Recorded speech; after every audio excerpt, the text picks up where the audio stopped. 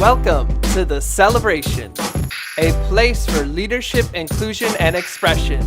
Let's snap it up for living the best version of ourselves.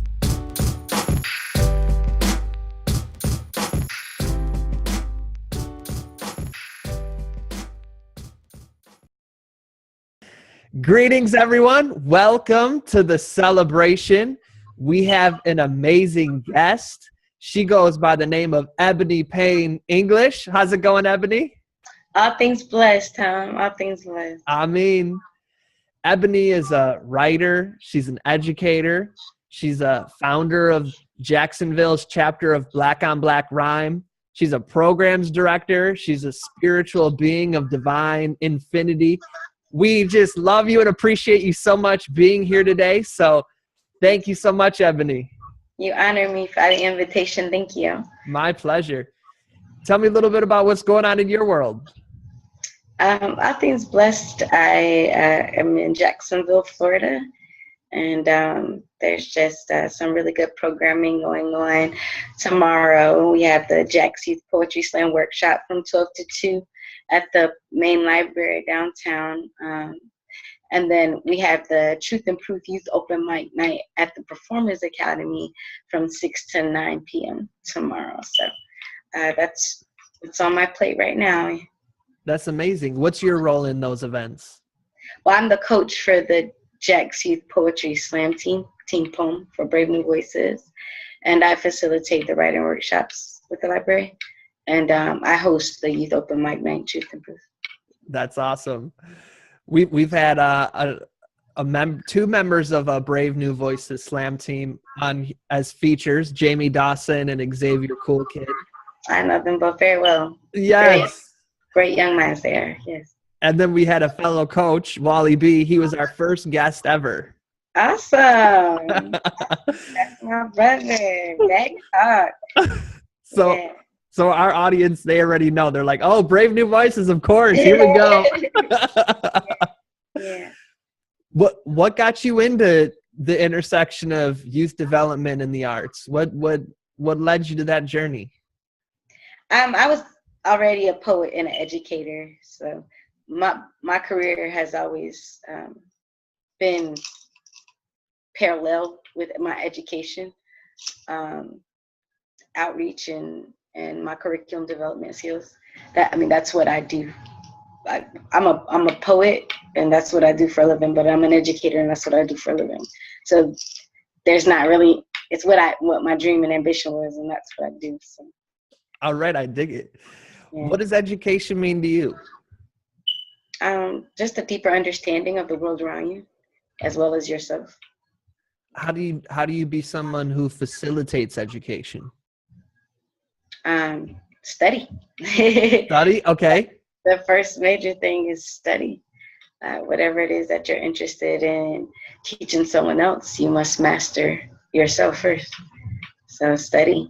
And when you have a deeper understanding, take the time to pass that understanding on to someone else. Is there any modes of passing on to someone else that you prefer over another? Not really, because I'm an artist, so that's one way of matriculating information. I'm a teacher, so that's another way of getting it out there. I have social media accounts, so sometimes I post. So, there's no way that I lean more towards or anything like that. Everybody has their own gifts. Everybody has their own approach at communicating with the world. And so whatever that medium is for you, that's what's best for you. For me, it's my mouthpiece and my pen.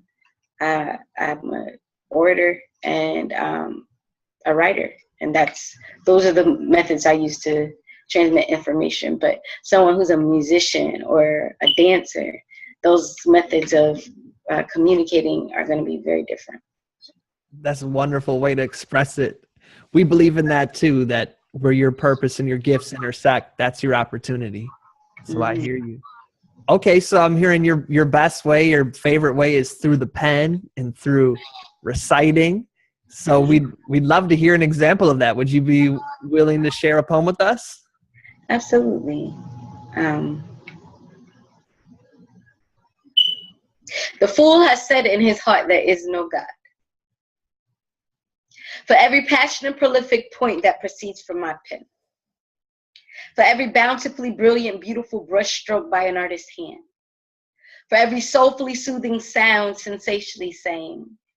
For every masterfully melodic, momentous symphony ever played. For every catharsis, captivatingly choreographed ballet insists that God exists. And this, in gifts of creative expression, laws of the universe we intuit. We capture time via sheet music, measure greatness in plie, defy the grave on stage, staining canvas is our way of getting the God out. It shouts from our soul. Too thunderous to control, it holds our mind, mouth, and limbs proxy to stop the nothing from consuming us all. As artists, we're called, or born rather, with the God complex.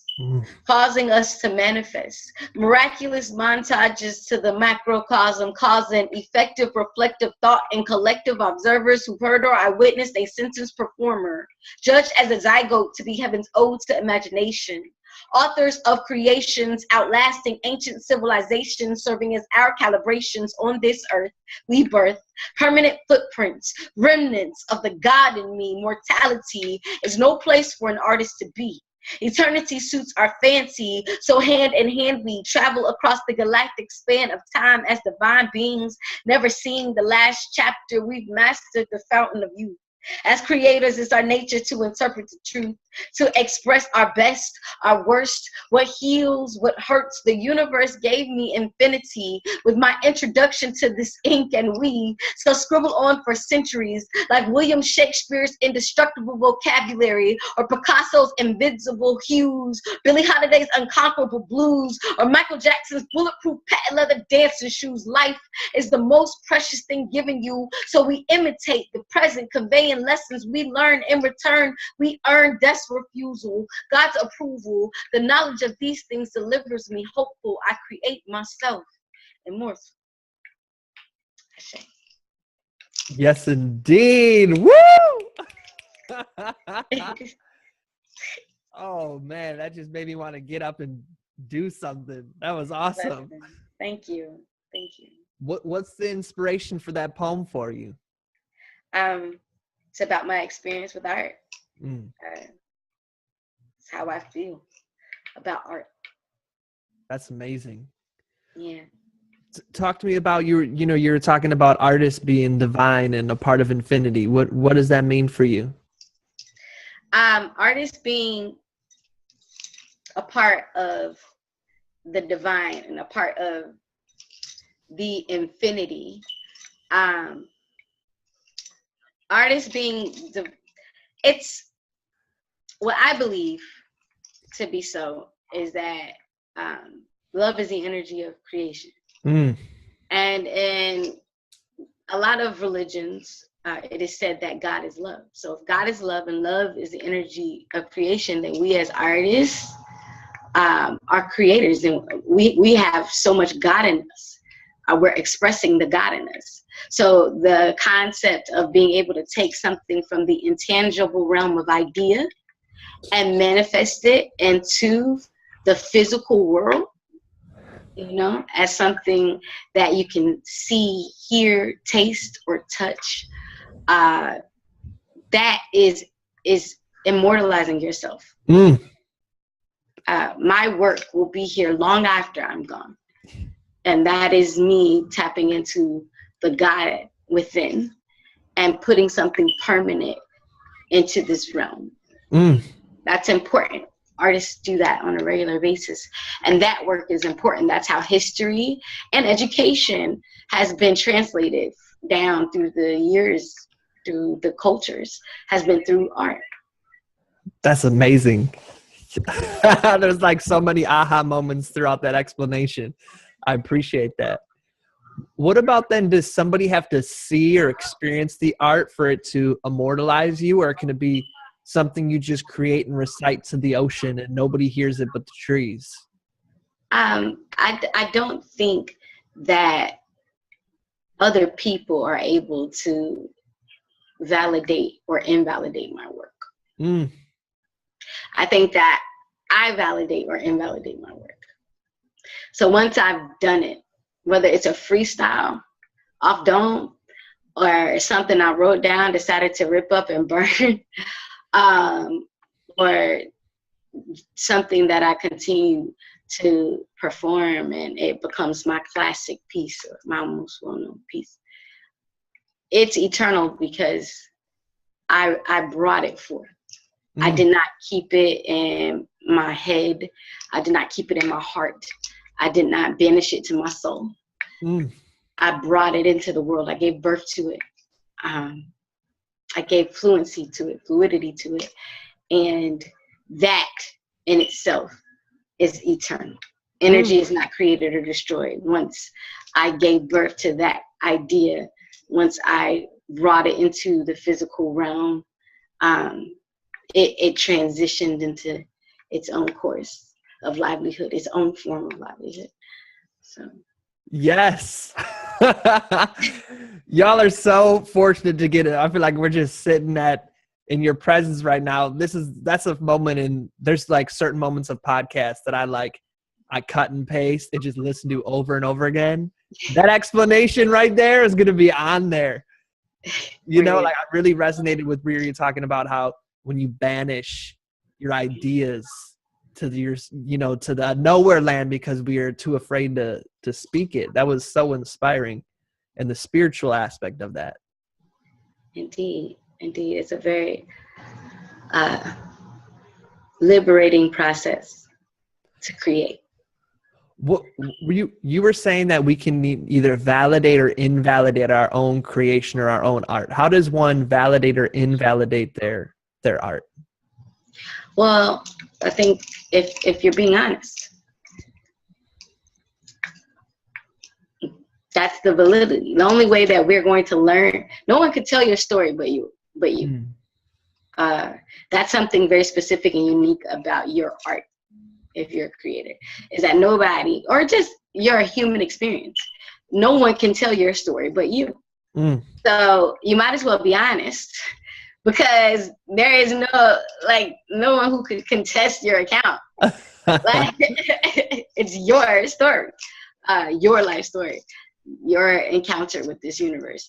And so I think the act of dishonest creativity, it invalidates your story. It is to say that your story isn't befitting to stand as it is, or there's an insecurity that you have about it. I think that the opportunity for someone to learn, or the opportunity for someone to feel less alone in this world by relating to something that you said in your story, something that you rendered as an honest account, is important.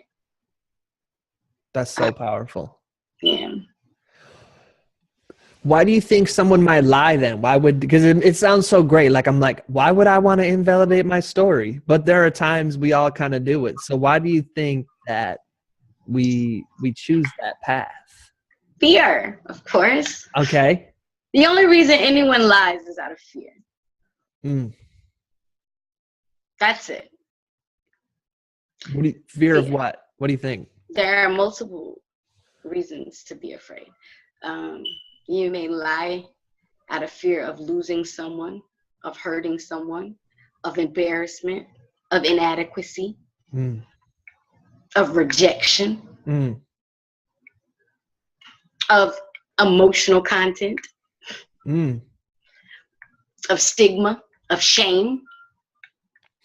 And then how do you move past that fear? How do you get from a place of fear and banishing your ideas to nowhere land to being like Ebony Payne, where I'm expressing in all ways I can? How does somebody take that path? Well, the only way to defeat anything is to confront it. Mm. Address it Mm. and eradicate it. That's it. What's the way I can do that to my fear? Or what's the, maybe in your life, do you have you had a time where there was something you noticed, fear was holding you back, and you confronted it, acknowledged it, and banished it? I mean, of course, fear is a part of the human condition. We are going to fear things. It's going to happen. It's a learning experience for a number of reasons. One is it allows you to test your limits. Two, it allows you to understand what's safe and what's not. Mm. Three, it calms the angry spirit. Mm. Fear calms the angry spirit? Absolutely. Absolutely. Tell me about that. Well, there's always somebody bigger and better than you, no matter how mad you are. Mm. Hello. And fear reminds you of that? Of course. Of course. Especially if you're raised in a Southern Pentecostal household and you had the fear of God in you for your parents. Mm. I many times I was very angry by something my parents said or did. Yeah. But I wasn't stupid. My fear allowed me not to be dumb about it. There's only so far I'm going to take this. So let me calm down and go to my room. So can fear be your friend too? I don't think it's friend or enemy. I think it's a teacher. Oh man. I hope y'all are listening. Woo. What's it teaching us? More about yourself. More about yourself. It teaches you what you have to lose. It teaches you how far you're willing to go for what you have to gain. Yeah. Well, I'm just enjoying the heck out of this. This is a little session right here. Would you mind sharing another work of art with us that you have?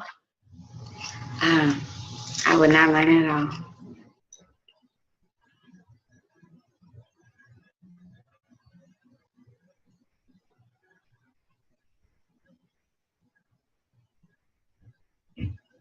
Corporate grind eats my time and stifles the creativity of a starving artist. Mistakes will be made regardless of intelligence gained. It's a human thing. Desire is dangerously dangling destruction despite my discipline. At times I fall in. It usually involves a him, who usually prefers a her. I give what's not been earned. He takes more than deserve, fondling my curves with warm hands. Handling my emotions with a cold heart. Once again, I start from scratch. I've not yet mastered the act of reactionary discretion. Life's lessons cause me to be behind. My heart head becomes heavy, I find. Connection to the divine comes easily. The interruption exists within the connection to me. We are fumbling around in the dark in search of that spark that everyone sees in my eyes, but my mirror lies.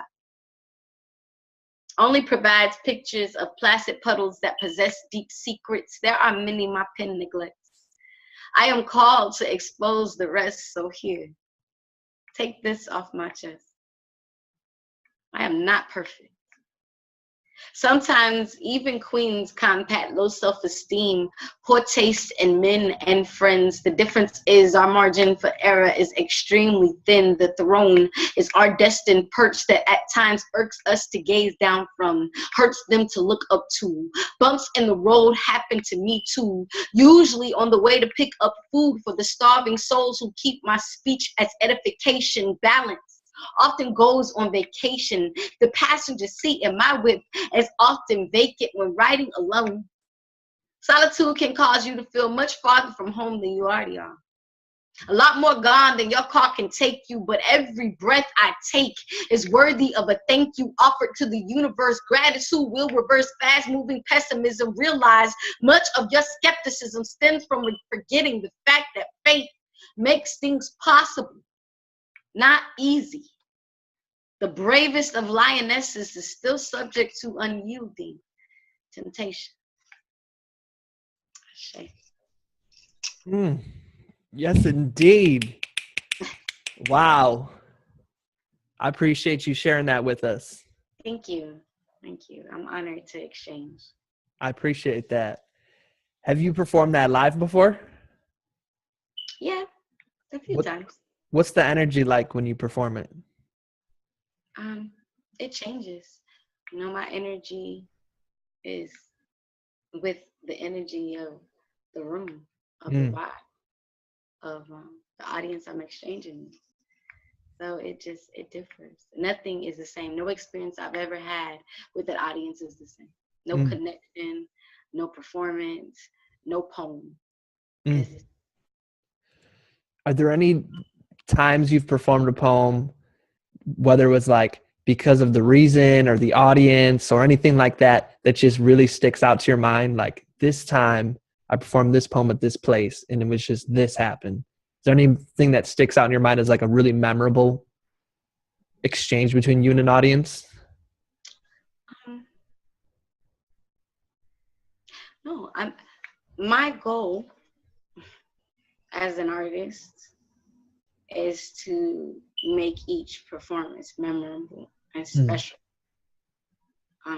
Is to change a life and save a soul as often as I can, and to tell the truth and be present in that moment. And so if I am doing those things, then I always have something that's special and unique about that particular exchange or that particular feature or performance or encounter. I can't say that I haven't been unsuccessful in that goal or in that pursuit. It's what drives me. It's what allows me to continue doing what I'm doing 14 years later.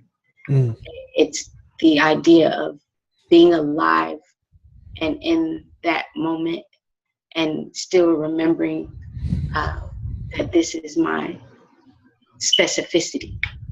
This is my one contribution to the world. And I take it seriously, and I'm always humbled by the opportunity to do something I love that I've been trusted with strangers, like around strangers, and the opportunity to meet new humans and connect with them on that very personal level with my art. That's a very big deal, a very big blessing, and I try to make it.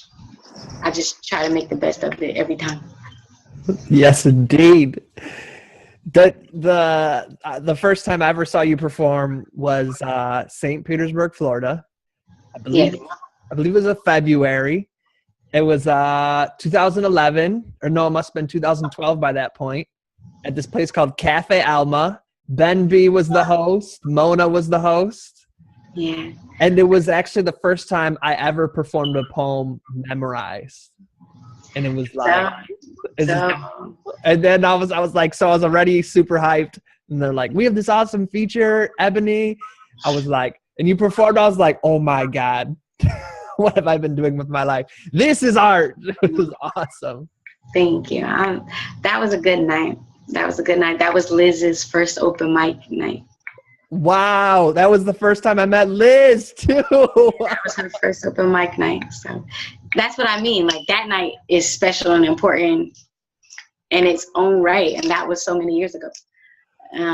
But I still have that. I have those memories of that, and I look at the artists that both of you have become now, right? And so that night is a special night for me because I feel a part of your story. I feel like I made that personal connection with y'all. And at that time, y'all were strangers. The both of you were strangers to me.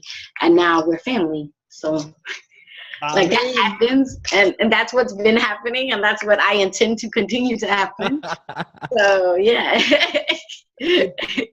And just a little context for those who are listening, Liz, who Ebony talked about, then came to be one of my best friends. We ended up living together. We ended up being on teams together. She now works at Community Tampa Bay, where I was at. So like, little did we know that this huge network of awesomeness that we were all coming to meet that night. So those little moments in life, you know, that you realize there's no coincidence.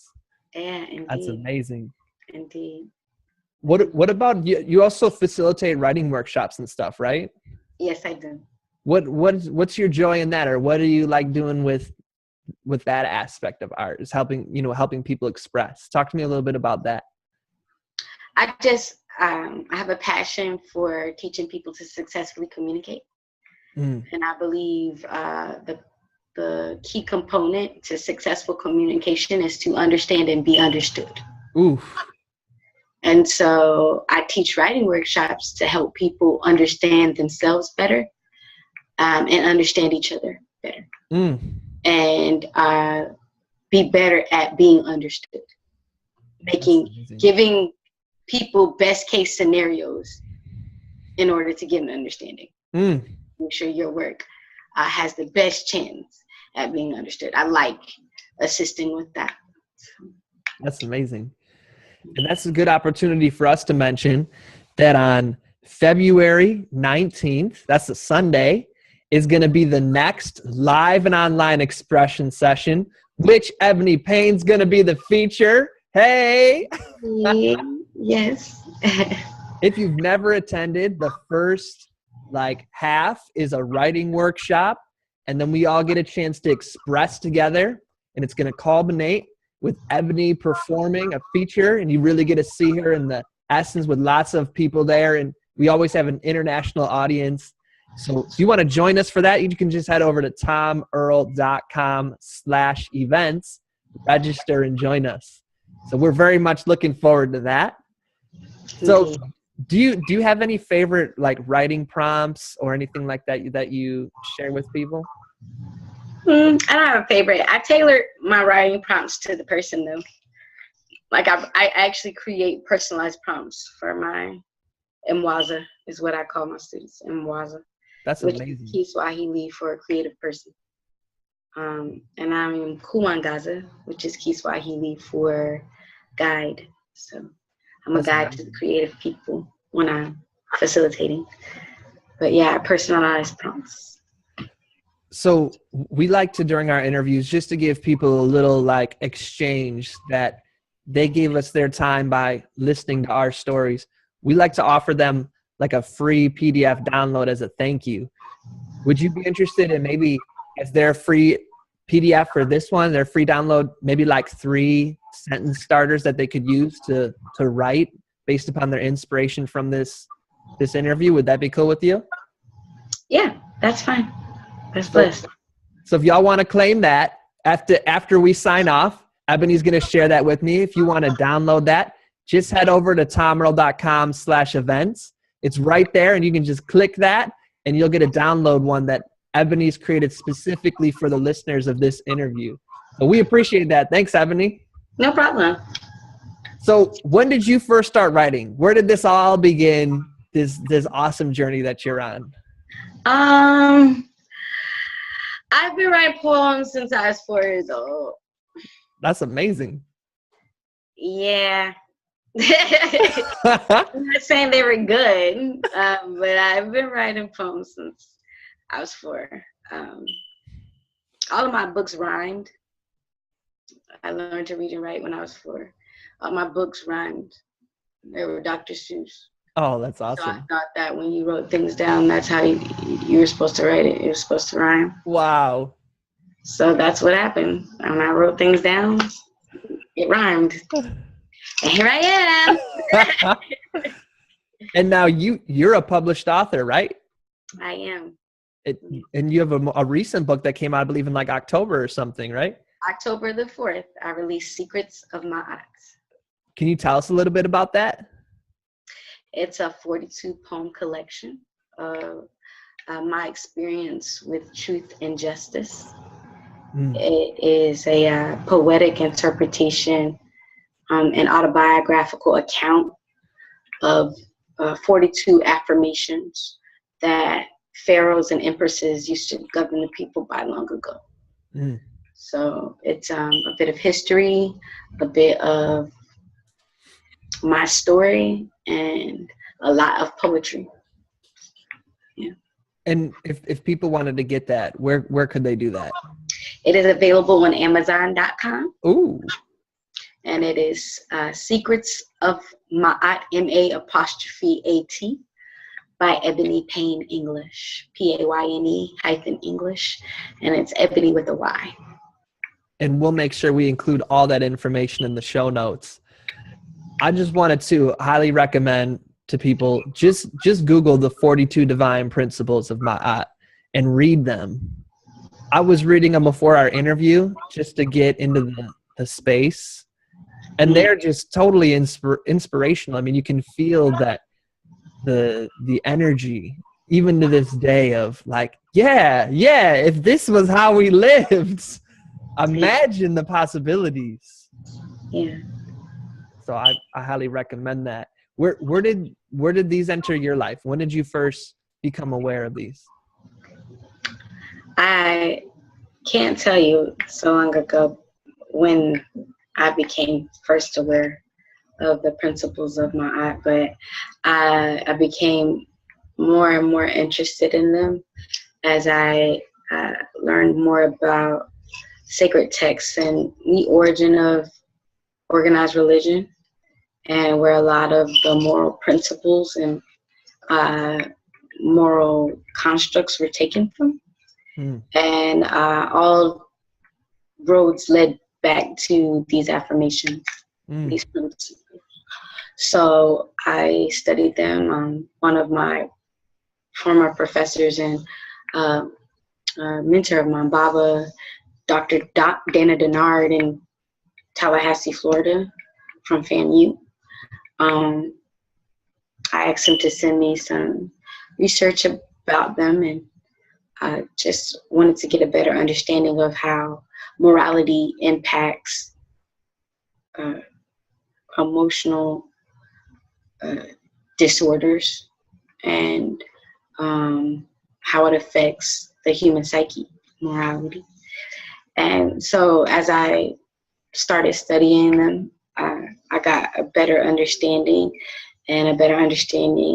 of like where pieces of African culture and history have been broken down and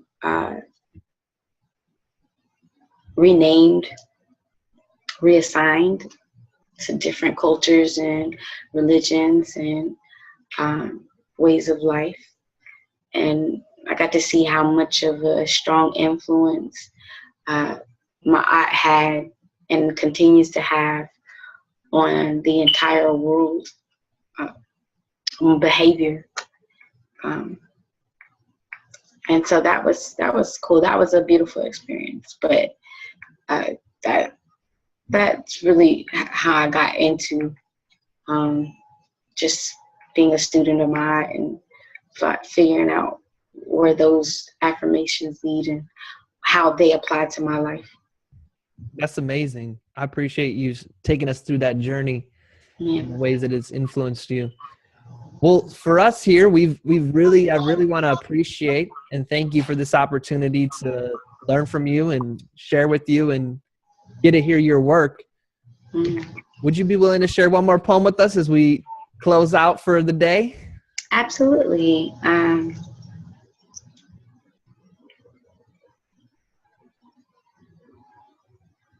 They will push you over the edge. Lie in wait for you to fall like prey into statistical references that perpetuate institutional preferences for minority males. The sliding scale is a slippery slope you won't get a chance to remount. They will discount your intelligence, pay your accomplishments no mind.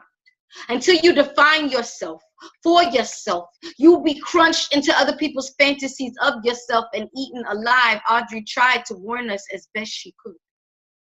The cannibals are coming in search of fresh blood, and they will beat you fair and square. You see Black people in boxes as part of this country's pedagogical alignment. Whether it's caskets or solitary confinement, well, has the time went to maximum sentences for first-time offenses. This is survival. One of the oldest stories told in the Bible, you are not a citizen. Cain has disabled your membership. The state of Iowa is 89% Caucasian. For every one white male, there are 8 Black men in incarceration. Yeah, this is the world's greatest nation. Our Black president supported prison privatization. It aided and stimulated in the economy, did wonders for Wall Street, but they keep that on the hush while we walk around in designer earplugs beaten by Dre. Every derogatory word these rappers say is a paid advertisement for Prison Bumps Express. And at Blind Consumption, we've always been the best, still financially oppressed, stressed, and under duress. But guess what? They haven't even changed the name. Didn't even change the game. They still using whips and chains to maintain your compliance, but you feel like you're being defiant when you pull up clean and shit. So jig, boo, jig, twerk until it hurts. Let's shake our ass as if we were auditioning for the Sarah Bachman Circus act. Who is that? These are questions best asked on Google. Bamboozled. We are more foe than friend to the memory of our own kin. I live in a state where parents of murdered children still peacefully march for justice's sake. But today, we will face the facts. Peaceful marches are not what passed the Civil Rights Act. It was the inhumanity the media was able to display on the global stage that made segregation bad for foreign relations. And the United States does not tolerate any interference with business or image. That thing with the fire hoses and German shepherds made us lepers at the UN, put tension in trade agreements, and you may deem this bit of banter. But George Zimmerman was not arrested until we brought in the cameras. These motherfuckers never loved us. Remember? They used to never want to hear us. But we trust them to educate our youth. For our scholars like Henry Louis Gates, Cornell West, and Maya Angelou to teach at Ivy League schools, alumni of HBCUs, graduate and turn their backs. Nas gave a hip-hop fellowship to Harvard University. Of its student populace, how many do you think are Black? But they say that's progress. And I say it's lost minds. There's an innate and cultivated hate for ourselves and our own kind. And before we disagree, we consider Black on Black crime and that effortless matriculation of our neighborhood's decline. Continue to feed our babies corn syrup and swine, knowing it causes diabetes, stand idly by as the pharmaceutical industry makes a killing off killing. We medicated mockeries of our forgotten history. Oh, what clueless lives we lead, continuously feeding frivolously our fictional saviors that have long lost their savor, a mirage enchanted pupil, dilated with narcotic fallacies, unscrupulous deeds, destructive by nature, a miseducated population on our worst behavior.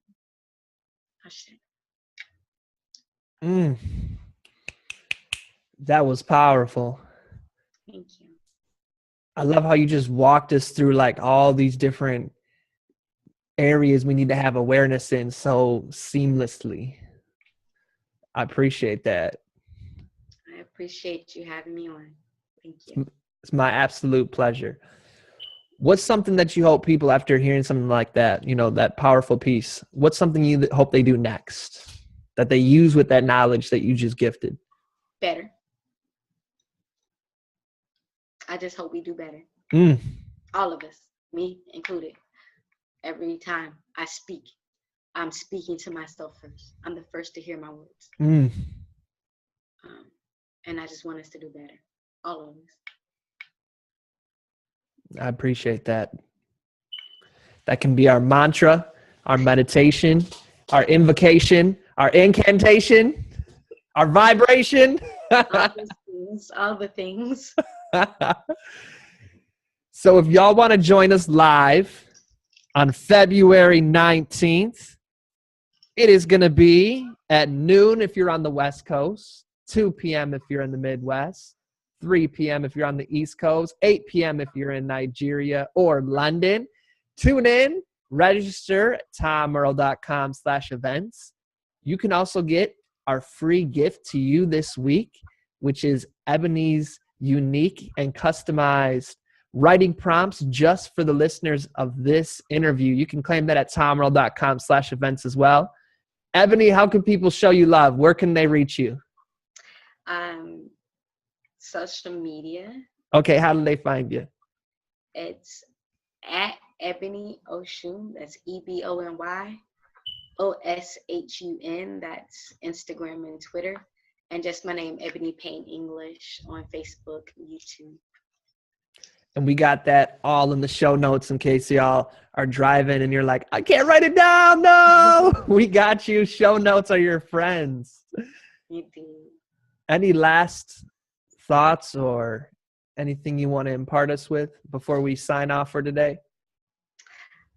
There's an affirmation that I do anytime I exchange. If you'd like to repeat it with me, it says, I am whole and complete. I am whole and complete. I am divinely capable. I am divinely capable. Life is blessed by my presence. Life is blessed by my presence. And I am present. And I am present. And I am ready. And I am ready. And I am willing. And I am willing. Ashe. Ashe. Thank you so much, Ebony.